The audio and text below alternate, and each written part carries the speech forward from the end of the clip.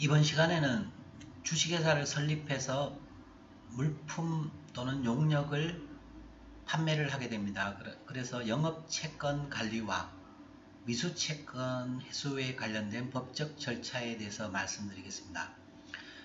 여러분이 주식회사를 설립해서 아무리 많은 물품 또는 용역을 판매하여도 이걸 받지 못한다면 이윤을 추구하는 주식회사 설립 목적에 부합하지 않겠죠. 그래서 우리가 판매를 하기 위해서는 먼저 물품 또는 용역 거래 계약서 작성을 꼼꼼히 하셔야 됩니다. 만약 여러분이 개인과 거래하신다라면, 개인 또는 개인 사업자와 거래하신다라면 성명, 주민등록주소,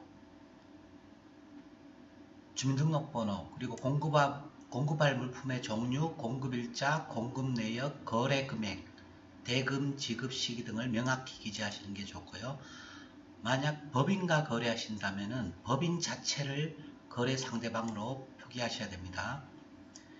그리고 공급할 물품의 종류, 공급일자, 공급내역, 거래금액, 그리고 대금 지급 시기를 명확히 기재하셔야 됩니다. 그리고 아울러 출고증이라든지 세금계산서, 인수증 등 관련 서류도 제때 확보해 놓으셔야 만약 정상적으로 판매 대금을 주지 않는 경우에 법적 처리가 굉장히 용이합니다.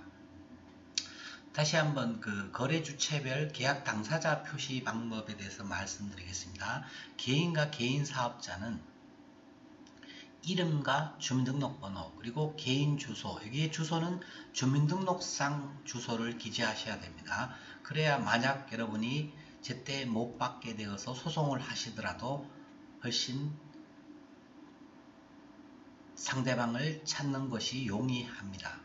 만약 법인이시라면 법인명, 법인등록번호, 사업자 등록번호, 그리고 법인의 주소를 표기하시고 대표이사를 이렇게 표기하시게 됩니다. 하시면 됩니다. 법인 사업자의 경우에는 주식회사 자체와 대표이사 개인은 전혀 법적으로 다른 주체입니다.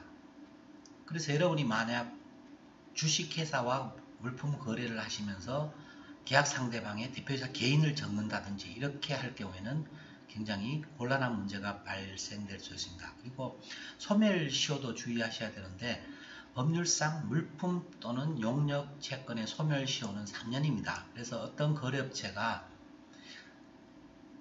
여러분이 판매한 대금을 제때 주지 않을 때는 3년 안에 반드시 가압류나 소송 등의 법적 절차를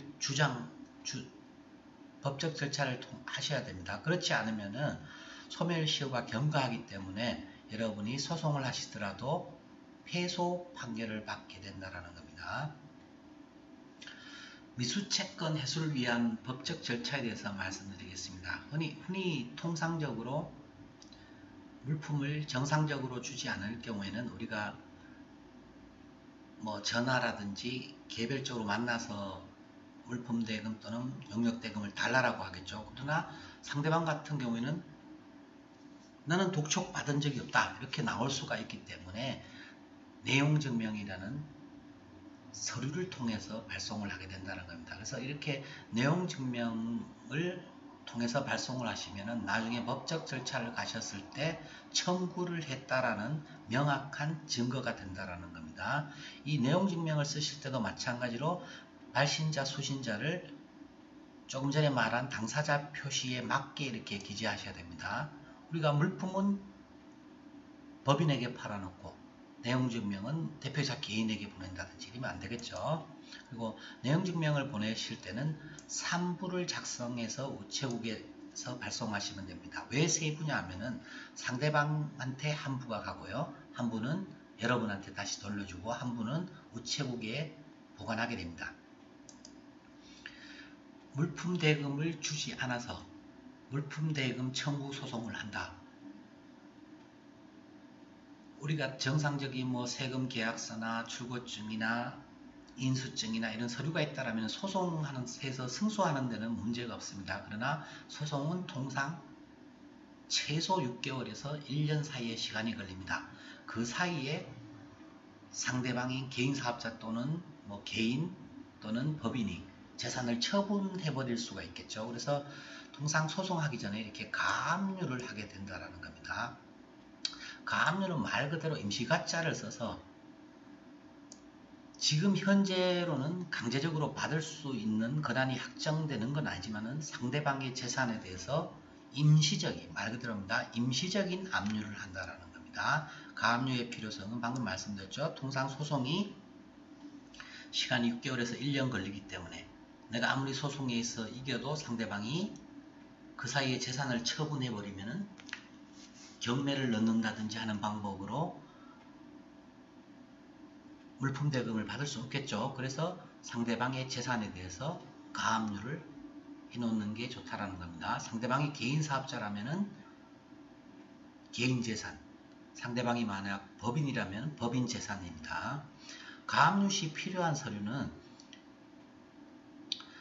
뭐 계좌 이체내역 차용증, 물품 공급 계약서, 세금 계산서 등 가압류의 필요성을 인정하는 서류와 그리고 상대방의 인적사항과 가압류할 재산 내역, 그리고 인감증명서 한 부, 인감도장 이런 서류들이 필요합니다. 이런 서류를 지참하셔서 법무사 또는 변호사 사무실에 의뢰하시면 되겠죠.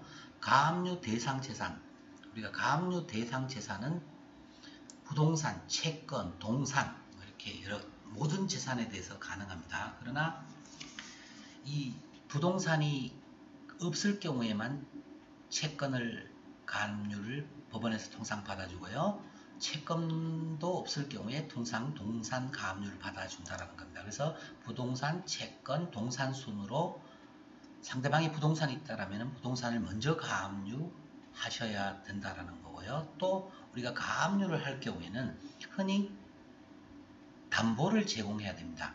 그런데 방금 말씀드린 순서 부동산을 가압류할 경우에는 담보를 조금 제공해도 되지만 채권을 가압류한다든지 동산을 가압류할 경우에는 많은 담보를 제공해야 된다는 겁니다.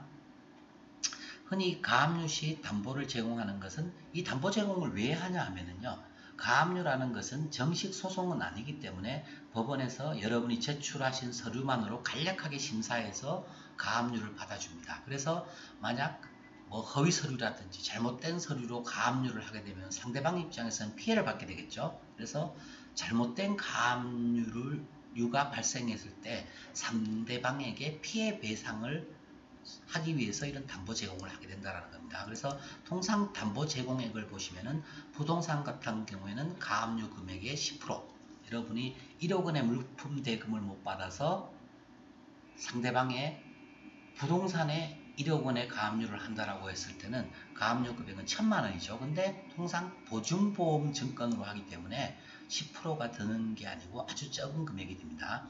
채권 가압류, 예를 들어 예금 채권, 상대방의 통장을 가압류한다든지 할 때는 가압류 금액의 40%, 여러분이 1억 원의 물품 대금에 대해서 가압류를 할 때 4천만 원에 대해서 보증을 걸어야 된다는 겁니다. 물론 이게 뭐 100% 현금을 걸진 않지만은 현금 또는 보증보험 증권으로 하지만은 부동산에 비해서는 많이 담보를 제공해야 된다는 거고요. 동산을 가압류하실 때는 가압류 금액, 내가 1억의 판매 대금에 대해서 가압류를 하실 때는 80% 무려 80%에 대해서 보증을 걸어야 된다는 겁니다. 그래서 아까도 말씀드렸지만은 가압류는 상대방의 부동산이 있을 경우에는 부동산에 우선적으로 하셔야 되고요. 이것이 없을 경우에는 채권, 그 채권도 없을 경우에는 동산, 이런 순서로 가셔야 된다는 겁니다.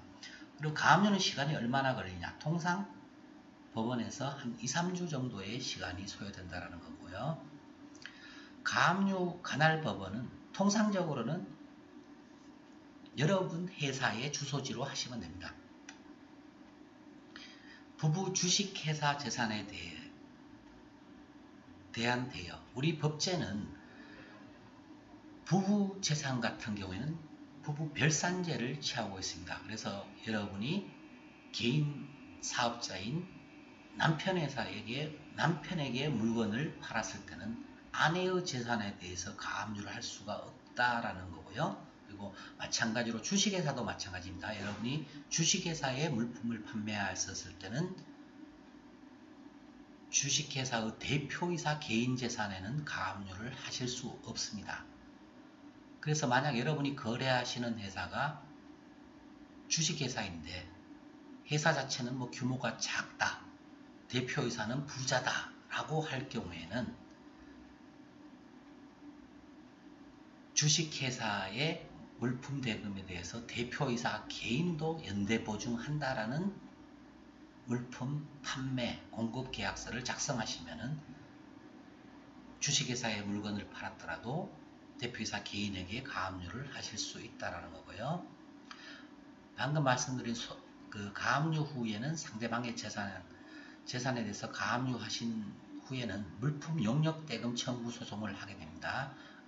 아까도 말씀드렸지만 통상 소송은 전국에 원체 많은 소송이 제기되는 관계로 실무적으로는 뭐 최소 6개월 내지 1년의 기간이 걸린다라는 겁니다. 뭐 흔히들 소액 사건은 빨리 진행되는 것 아니냐.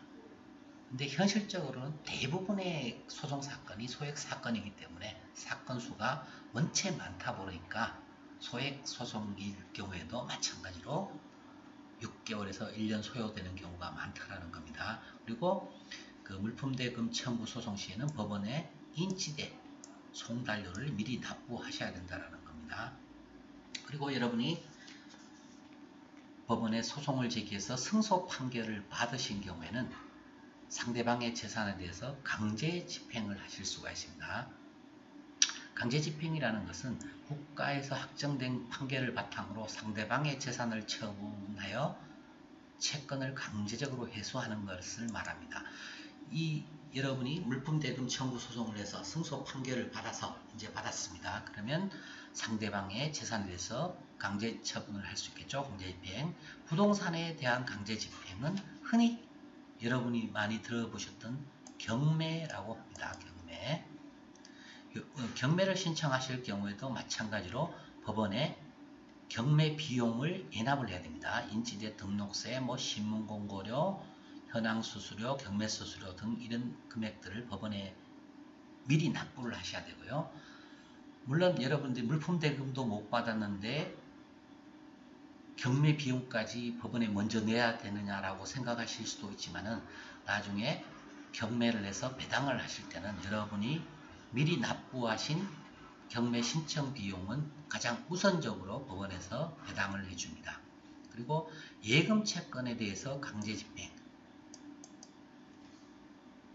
판결을 받아서 상대방이 부동산이 있을 경우는 부동산 경매를 넣는 게 가장 좋습니다. 그러나 만약 부동산이 없고 상대방 개인 사업자라든지 아니면 법인 예금 통장이 있다라고 하면은 예금 통장에 대해서 강제 집행을 하실 수가 있습니다. 이 강제 집행에는 주식명령과 전부명령이 두 종류가 있습니다. 주식명령이라는 것은 여러분이 직접 은행으로부터 받을 수 있다라는 신청이고요. 전부명령이라는 것은 상대방의 재산이 여러분이 주인인 것으로 바뀐다라는 명령입니다. 흔히 예금 채권 같은 경우에는 좀 전에 설명드렸다시피 은행 상대방의 예금 통장에 대해서 채권 가압류를 하고요. 흔히 주식명령을 하게 됩니다. 그래서 여러분들이 주식명령을 받아서 그 은행에 직접 달라라고 하게 됩니다. 동산에 대한 강제 집행, 아까도 말씀드렸다시피 부동산도 없다, 상대방이 통장도 없다, 이런 뭐 전세 보증금도 없다, 이런 경우에는 동산에 대해서 강제 집행, 뭐 개인 사업자라고 하면은 뭐 개인 사업자 갖고 있는 물품 재고라든지 이런 거에 대해서도 경매 신청을 하실 수가 있다라는 겁니다. 오늘은 여기까지 진행하도록 하겠습니다.